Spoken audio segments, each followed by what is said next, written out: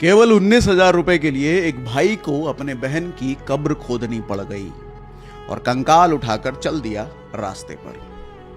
हुआ क्या है, ये उड़ीसा की कहानी सामने आई है।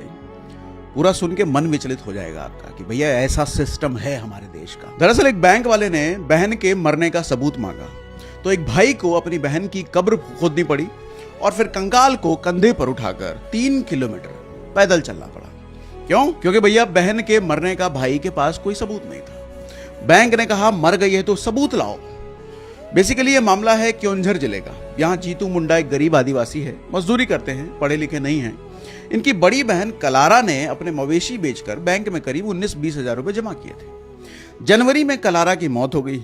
इधर बहन के इलाज वगैरह में जो खर्चा हुआ उससे जीतू पर कर्जा पड़ गया और जीतू वो कर्ज उतारने के लिए बैंक गया पैसे निकालने।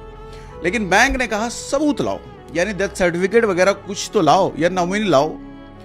लेकिन जीतू बोला कि कुछ भी नहीं है मेरे पास भैया। तो फिर बैंक ने कहा जिसका अकाउंट है उसे लेकर के आओ।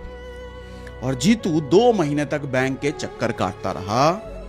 फिर जीतू के मन में आया कि ठीक है, बैंक ने कहा है उसे लेकर के आओ, तो मैं अब उसे ही लेकर के आता हूं। कब्र खोदा, कंकाल निकाला और कंधे पर लाद कर चल पड़ा बैंक की तरफ। बैंक जाकर काउंटर पर कंकाल रख दिया। ये सीन देखते ही बैंक वाले एकदम घबरा गए। फिर कहने लगे कि हाँ भैया, हम तुम्हारे पैसे दे देंगे। तो मोरल एक चीज समझिएगा, असली सवाल यह है कि क्या एक गरीब को पैसे निकालने के लिए इतनी बेइज्जती झेलनी पड़ेगी?